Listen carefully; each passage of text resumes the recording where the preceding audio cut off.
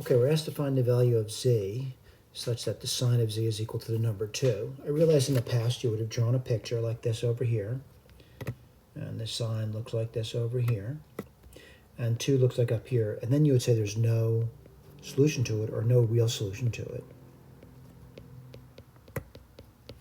And that was fine in the past, but now you're asked that you can use complex numbers.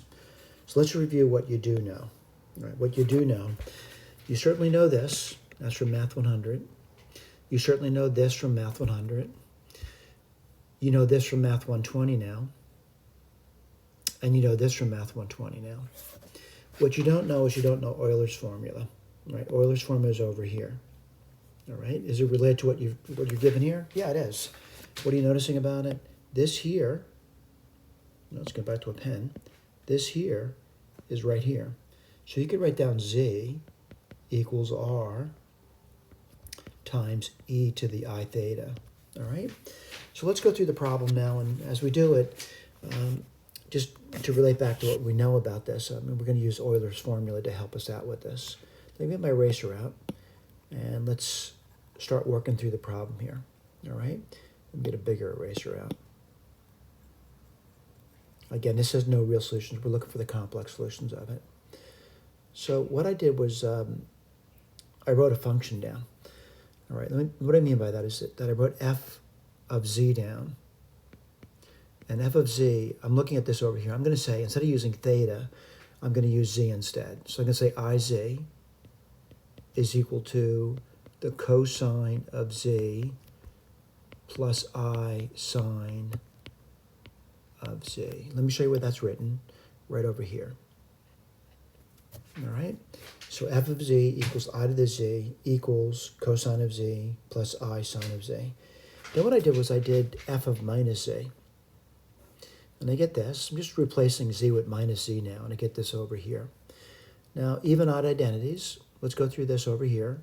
This would be equal to cosine of z minus I sine of z. All right, using even odd identities. And what we're going to do now is we're going to take f of z, and we're going to subtract away f of minus z. Well, I'm kind of looking at that, and the cosines would disappear. And then you're taking this minus this, so you get 2 of those. So you get 2I sine z. All right, let's write down f of z. What's f of z? It's e to the iz minus, what's f of minus z? It's e to the minus iz. And again, that equals 2I sine z. Let me highlight that for you and tell you where that's written. It's written, let's see where it's written, right over here. All right, so I got a relationship for sine z now. So what I'm going to do now is I'm going to divide both sides by 2i. And that's fairly simple to do. You can get this over here. All right, so I'm at a place where I want to be. Let me just get my eraser out, start to erase things over here. And I'm going to tell you where we want to be and why we want to be there. All right, so the reason for that is we're really looking for this over here. So now I know the sine of z is equal to 2. And I can write this down, so that's a much simpler equation. So what do you get? You would get 2. Again, that's what the sine of z is. And what do you get over here? E to the iz minus e to the minus iz over 2i. Well, one thing I could do is just simply multiply both sides by 2i.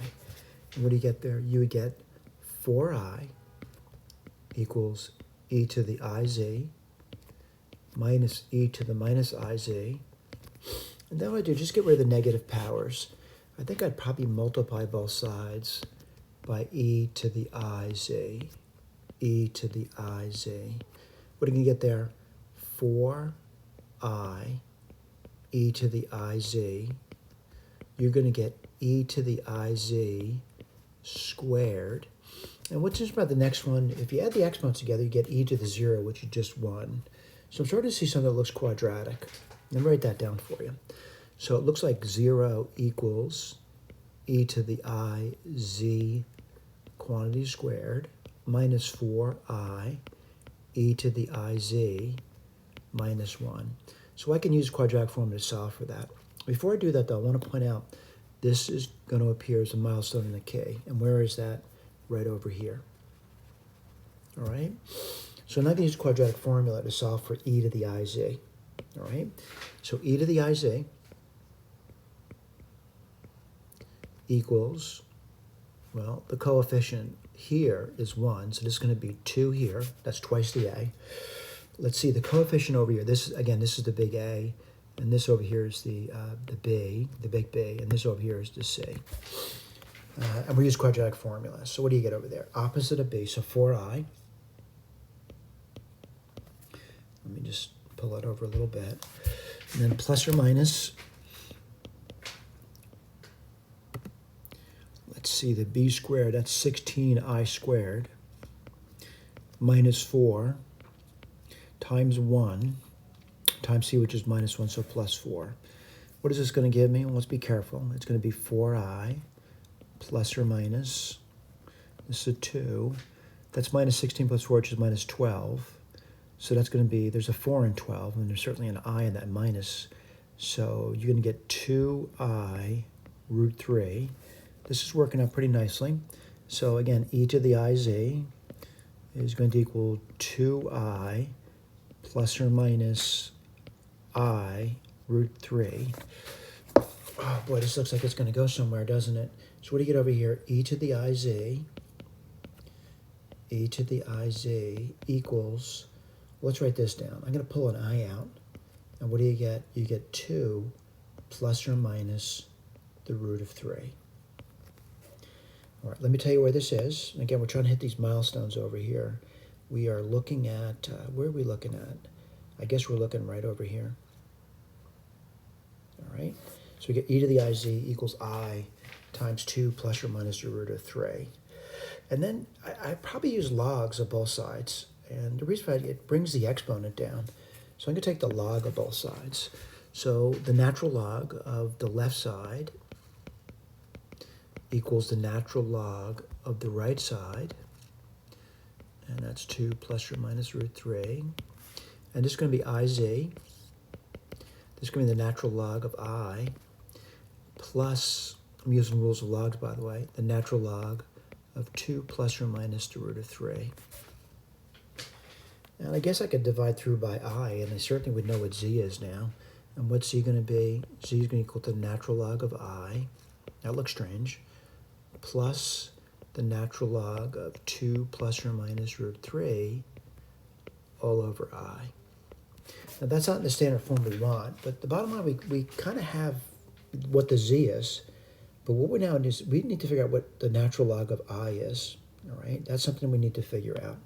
So I want to know what the natural log of I is, because everything else looks reasonable to me. What I mean by that is this is reasonable. We can take care of that later, but this over here looks a little strange to me, the natural log of I. So it'd be nice to figure that out. So let's go through that. All right, so I'm going to write this as in the a plus bi form. So it's going to be the natural log of 0 plus I.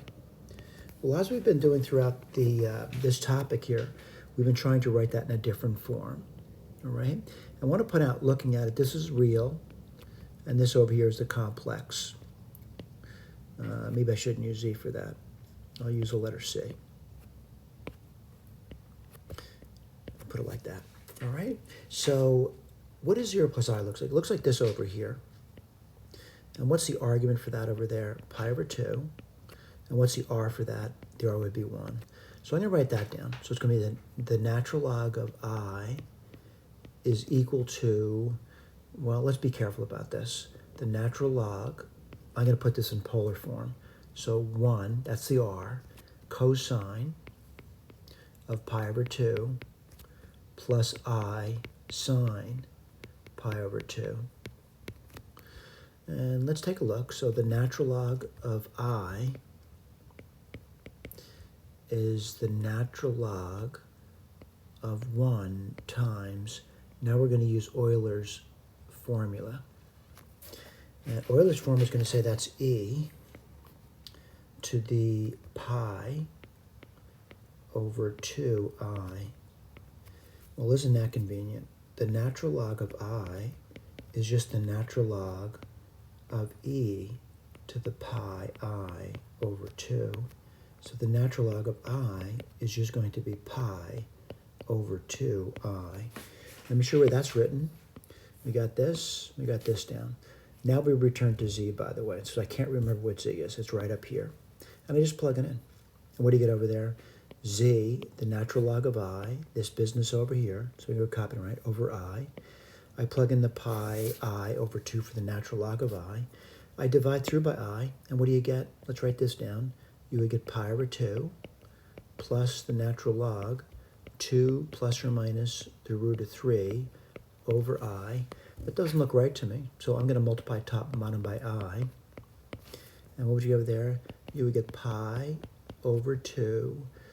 Let's see, the bottom would be minus 1, so minus I natural log 2 plus or minus the root of 3. And I think we kind of know what z is, all right? So let's take a look, and let's see if that they've written down over for you, all right?